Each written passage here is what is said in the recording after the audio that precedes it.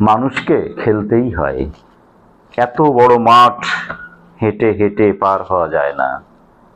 খেলার ভেতরে যে দৌড় থাকে, সে দৌড় খুব কাঁচানো গোছানো, সে দৌড় খুব হৃষ্টপুষ্ট সাবলীল।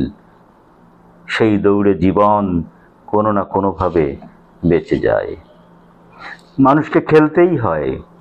এই যে নীরবে বসে থাকা, ভেবো না সে কেবল স্থির। সে খেলছে, ঠিকই খেলছে, তার পায়ে পায়ে অদৃশ্য ফুটবল।